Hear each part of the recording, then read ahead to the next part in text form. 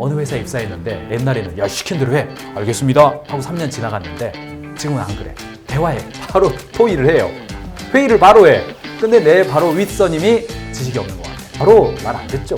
저 사람 밑에 있다가는 내 인생 꼬일 것 같아. 저 사람 밑에서 내가 여기서 3년 있어야 되나? 아 퇴사해야 될 것 같은데 5년 선배가 저 정도 모습이네. 아 5년 후에 내가 저 모습 나 기대하고 싶지 않은데 바로 퇴사하죠. 사장님과 대화해봤더니 지식이 별로 없는 것 같아. 배울 게 없는 것 같아. 바로 드러나죠. 근데 이런 이야기까지는 내가 솔직히 안 하려고 그랬는데 이 이야기를 제가 해드려야 되겠습니다. 솔직히 오늘날 일상에서 경험하는 지식 자산도 엄청나게 많습니다. 사실은 뭐 우리가 고객들한테 무슨 블로그 하나를 관리하고 이메일 서비스를 보낸다 하더라도 우리 제품 사세요? 우리 제품 좋아요? 누가 그걸 보겠습니까? 그렇지 않죠. 건설 회사다. 그러면 건설하는 노하우. 마케팅 회사다. 우리는 이런 방식으로 마케팅을 합니다. 패션 회사다. 우리 옷 이렇게 입으면 멋있게 보입니다. 라면 회사다. 라면 이렇게 끓이면 맛있습니다. 뭐예요? 다 노하우를 공개해야 사람들이 와서 콘텐츠도 보고 그 콘텐츠를 보다가 그러면 나도 그 라면 한번 먹어볼까? 그렇게 된단 말이죠. 그러니까 사람들은 뭘 궁금해하는 거냐면 사람 자체보다도 그 사람을 만나고 싶고 좋아하고 하는 이유가 뭐예요? 그 사람이 가지고 있는 지식과 노하우인 거죠. 그리고 결과적으로 보면 우리가 인맥 이야기를 하고 비즈니스 네트워크를 이야기합니다만 내가 가진 게 없고 지식도 없고 실력도 없는데 누가 나를 와서 내 시간을 만나주겠습니까? 그렇지 않죠. 와, 저 사람 만나면 내가 얻을 게 있네? 이런 게 있어야 이른바 인맥이라도 생기는 거죠. 그래서 온라인상에서 고객들과 블로그를 쓰거나 온라인상에서 인스타그램을 만들거나 뭐 이런 것들 사실은 지식과 노하우를 공유하는 방식이 되어야 가능해요. 아닌 거 하나 있기는 합니다. 엄청 재밌게 해주면 옵니다.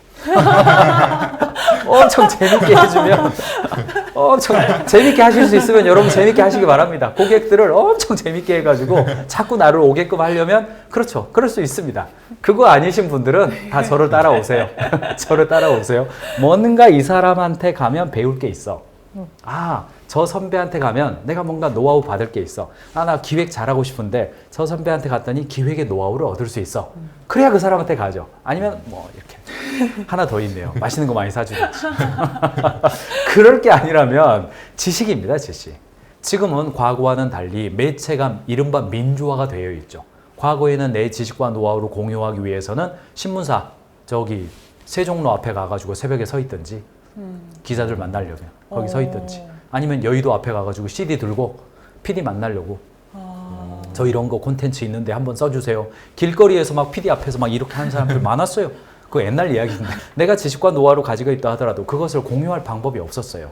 근데 지금은 그렇지 않잖아요. 솔직히 제가 설명하지 않아도 내가 지식과 노하우가 생기면 그것을 수많은 사람들에게 내가 공유할 수 있는 선택지가 아주 많이 생겨 있는 사회입니다. 뒤집어 보면 지식과 노하우가 없는 사람도 빨리 드러나는 사회입니다. 금방 느껴요. 어느 회사에 입사했는데 옛날에는 야 시킨 대로 해 알겠습니다 하고 3년 지나갔는데 지금은 안 그래. 대화해. 바로 토의를 해요. 회의를 바로 해. 근데 내 바로 윗선임이 지식이 없는 것 같아. 바로 말 안 듣죠. 그거는. 저 사람 밑에 있다가는 내 인생 꼬일 것 같죠.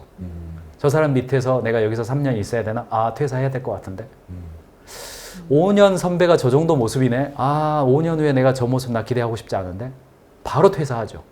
사장님과 대화해봤더니 지식이 별로 없는 것 같아. 배울 게 없는 것 같아. 내가 영상 PD로 입사했더니 사장님이 10년 차라 그러는데 옛날 내용을 자꾸 하고 있어. 바로 드러나죠. 예전에는 이런 지식의 소통의 양이 적었기 때문에요. 잘 몰라지기도 했고 그랬습니다만 지금은 아주 수평적이고 민주적이고 지식과 정보의 교통량이 굉장히 많다 보니까 실력 있는 사람도 빨리 드러나고 실력 없는 사람도 빨리 드러납니다. 그런 사회가 됐어요. 지식창조조직, 노나카 이쿠지로가 지식창조조직이라고 하는 책에서 모든 기업은 지식창조조직이 되어야 합니다. 자, 단순 노동은 A라는 사람, B, C, D, E라는 사람이 각각의 노동이 분절화 있고 단절화 되어 있어서 모든 사람이 맨땅에 헤딩하는 조직이에요. 이른바 노가다 조직입니다. 네, 굳이 지식도 필요 없습니다. 그러다가 인개인 수용 조직도 됩니다. 군대 조직 정도가 되겠습니다. 군대 조직은 전임자가 후임자에게 인계인수 해주는 정도만큼만 후임자가 할 수 있습니다. 그리고 그 다음 연결이 되어져. 업무의 연속성은 있지만 앞선 사람의 지식과 노하우를 바탕으로 해서 내가 그 위에 올린다는 개념보다는 업무를 이어받는 개념입니다. 하던 대로 가는 거죠. 연속성은 있어요. 루틴은 확보되지만 발전이 안 나죠. 그래서 노나카 이쿠지로는 지식창조 조직이라는 책에서 앞선 사람의 지식이 다음 사람의 그리고 그 다음 사람 그리고 그 다음 사람 그 다음 사람 그 다음 사람에 의해서 지식이 끊기지가 않는 겁니다. 다만 앞선 사람의 지식과 노하우가 그대로 가는 것이 아니라 다음 사람에 의해서 재창조되는 겁니다. 그 다음 사람이 재창조되어요. 또 재창조되어요.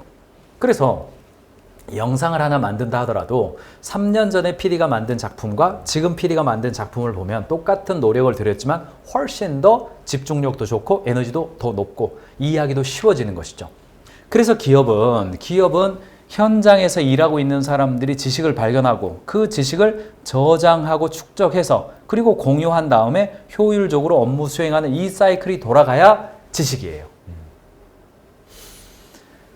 어떤 조직이 업력이 15년입니다. 20년입니다. 이런 이야기 합니다만 제가 아무리 봐도 20년의 노하우가 안 느껴진단 말이죠. 15년의 어떤 그 축적된 어떤 영업력, 고객에 대한 어떤 통찰 이런 게 안 느껴질 때가 있어요. 어떤 정보가 자신의 경험과 맥락에 결합해서 뭔가 타당한 행동 기준화된 거. 요럴 때는 요렇게 하는 게 좋아. 라면을 끓일 때에는 면을 넣고 그 다음에 스프를 넣는 게 좋아. 요런 게 어떤 그 정보가 경험과 상황에 따라서 딱 돼서 내가 해본 거예요. 요런 거 우리는 지식이라고 그럽니다. 지식에 가장 가까운 말은 노하우예요. 사실은 노when, 노웨어, 노훔 다 붙어있는 말을 통합해서 우리가 노하우라고 표현해 보겠습니다. 뭔가에 대해서 알고 있는 거죠.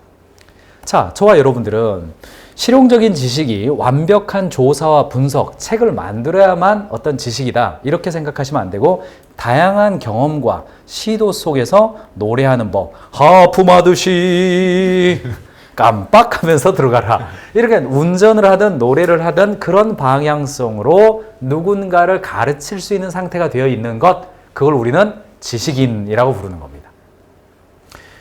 지는 못하면서 다른 사람 가르치고 있어. 그럼 그건 우리는 고문관이라고 불러요.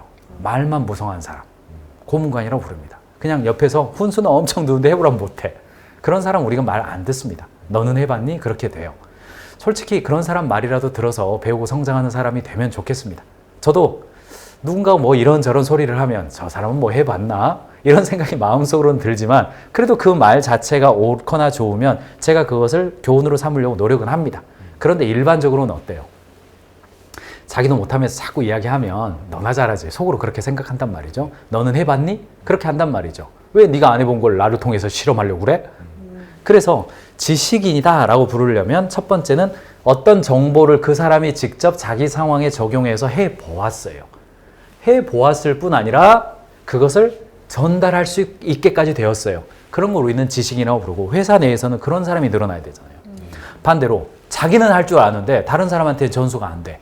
그런 사람을 우리는 달인이라고 부릅니다. 오늘은 한 번도 웃어본 적이 없는 달인을 만났습니다. 18년 동안 집에서 한 번도 웃어보지 않는 사람입니다. 달인이에요, 달인. 자기는 되는데 어떻게 되는지를 몰라. 그러니까 자기가 회사 내에서 그 사람만 있어야 되는 거고 그 사람 떠나면 절절절 매야 되는 거예요. 그게 이제 조직에서 성장하지 못하게 되는 것이고 그런 방식으로 회사가 성과를 내기 시작하면 조직은 발전이 안 되는 겁니다. 사람에 의해서 절절절 연인하게 되는 것이죠. 어쨌든 저와 여러분들이 지식 서비스업, 지식 제조업으로 이동해 가려면 조직 내에 일하는 방식의 모든 영역이 풀뿌리 지식, 크고 작은 지식과 노하우가 쌓여야 됩니다. 우리가 특정한 어떤 R&D 부서가 있어가지고 거기서 지식 발견하면 나머지 먹고 살고 그렇게 가면 안 됩니다. 모든 사람이 자신의 일을 하는 거 행위 자체가 지식을 쌓는 행위다. 근데 이런 이야기까지는 내가 솔직히 안 하려고 그랬는데 이 이야기를 제가 해드려야 되겠습니다. 솔직히 오늘은 개인 단위니까 이력서 쓸 때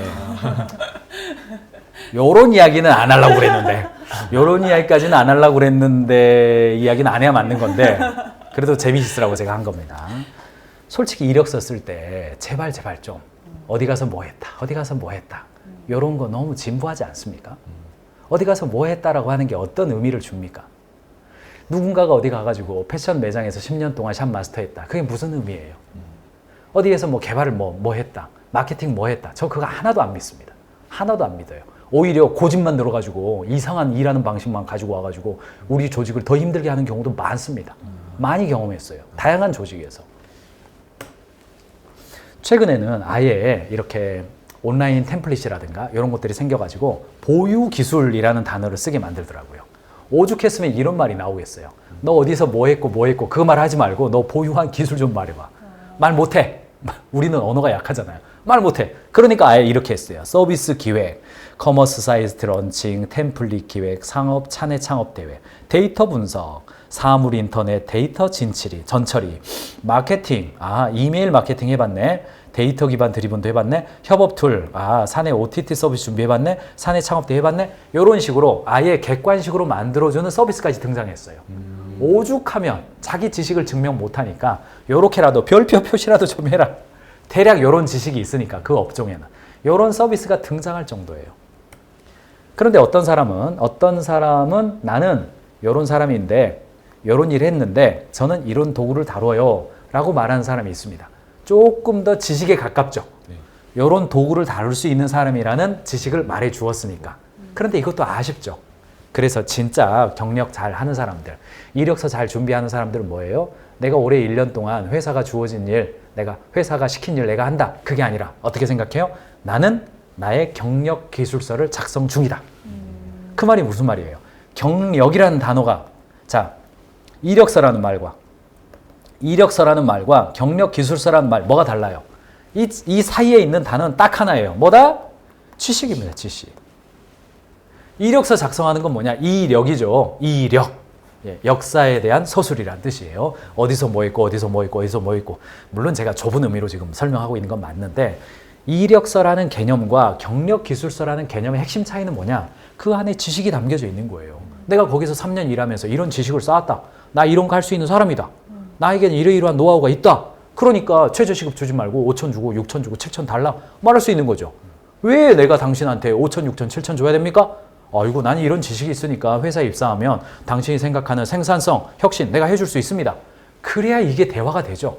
그렇게 하니까 이제 지식카드를 작성해 가야 되는 겁니다. 이 지식카드 한 장이 이제 지식이력서 한 줄인 겁니다. 뭐예요? 얻고자 했던 게 이런 거였는데 결과적으로는 이런 좋은 결과가 나왔어요.